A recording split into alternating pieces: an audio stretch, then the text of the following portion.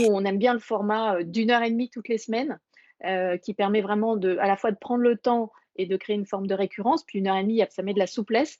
D'autres vont préférer 20 minutes tous les jours pour lancer la journée, ça dépend des métiers. Les deux peuvent aussi se cumuler. C'est le but d'une réunion d'équipe d'être efficace. Pour ça, on vous propose 2 bonnes pratiques. La première, c'est de faire un suivi des chiffres clés de chacun et du projet de l'équipe. Alors, c'est important aussi de les co-créer, ces KPI pour les en mauvais français, ces indicateurs clés, c'est important de les co-créer. Et ensuite, l'objectif, ça va être que chaque personne autour de la table soit responsable de remplir en amont de la réunion. On ne le fait pas à la dernière minute pendant la réunion, on le fait en amont, de remplir ces 2-3 chiffres clés sur son activité, sur ses objectifs, et ainsi de pouvoir partager son avancement et ses questions avec le reste de l'équipe. Alors, il faut que vous soyez vous aussi exemplaire pour éviter que chacun ait le nez dans son historique dans la semaine pour remplir ses chiffres. Il faut que vous aussi, vous preniez le soin de les mettre en amont. Qu'est-ce que ça peut être? Ça peut être le nombre de rendez-vous, ça peut être la satisfaction client, le nombre de clics, le nombre de dossiers traités. Ça dépend évidemment de chaque service, de chaque département qui fait son activité personnelle.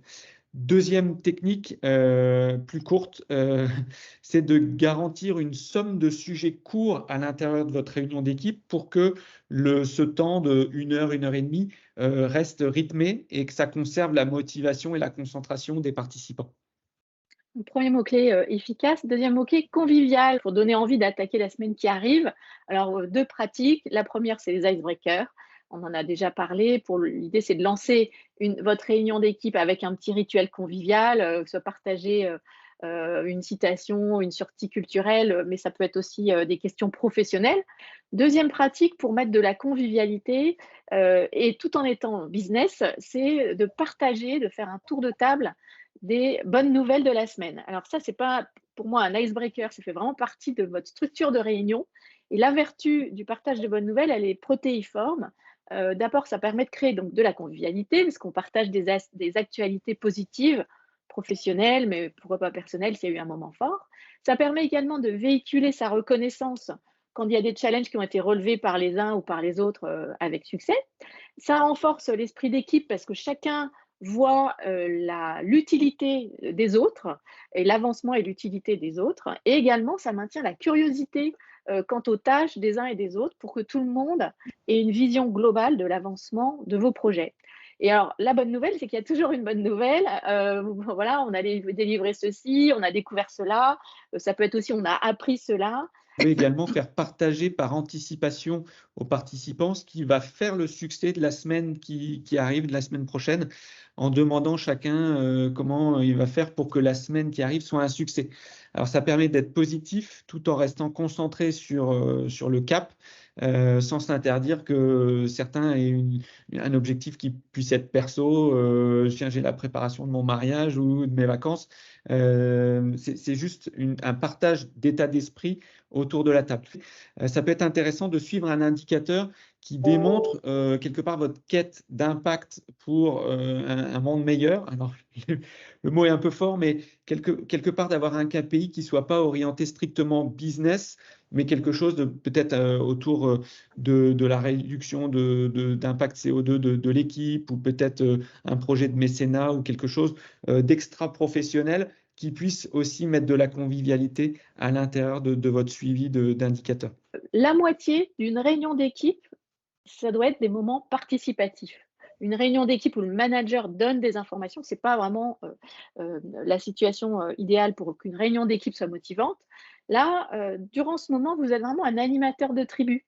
Et si chacun voit que pendant cette réunion, il a un rôle dans l'équipe, alors c'est comme ça aussi que vous allez développer un sentiment d'appartenance à cette tribu, à cette équipe, où tout le monde a vraiment, est heureux de mettre les bouchées doubles pour délivrer les projets de la semaine qui arrive parce qu'il se sent utile.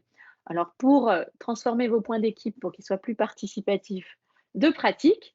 Tout d'abord, tout à l'heure, Charles a parlé des chiffres clés de la semaine. Eh bien, prévoyez un temps pour que chacun commente ses propres chiffres clés du jour ou de la semaine, puisse éventuellement dire de quoi il a besoin en termes d'aide de ses collègues pour la semaine qui arrive. et encourager également le fait que tout le monde participe à co-construire des réponses à ces problématiques de la semaine, sur des sujets qui restent bien sûr à la portée de tout le monde.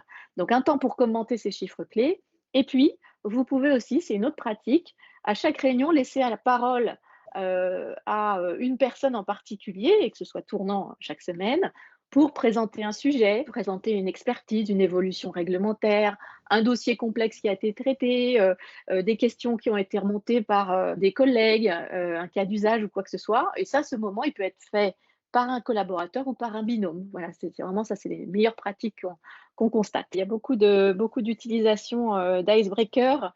Alors je vois des choses aussi Super. amusantes, hein. Parfois, ça peut être, des dessins humoristiques, pour marquer les esprits aussi. Alors ça, je trouve ça intéressant, cette idée de marquer les esprits qui rentre vraiment dans ce côté motivant. On repart, de la réunion, sur les sujets et voilà et on met de l'émotionnel, en fait. Ça, je trouvais ça intéressant.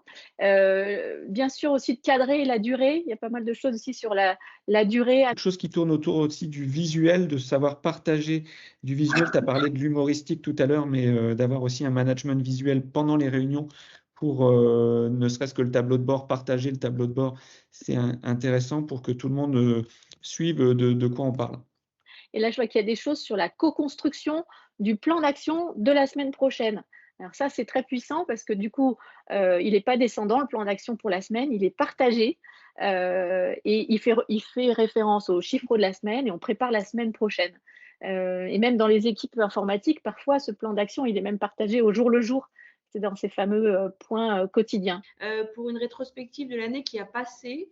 Donc c'était un moment où on a dit, j'ai fait travailler, ils ont mis un board sur Liam qui est un outil et je leur ai demandé de partager leur réussite de l'année, les temps forts, les perspectives de l'année à venir. Et mon objectif c'était de fédérer autour de. On oublie beaucoup le temps qui passe et l'idée c'était de faire un arrêt sur image de l'année qui s'est écoulée.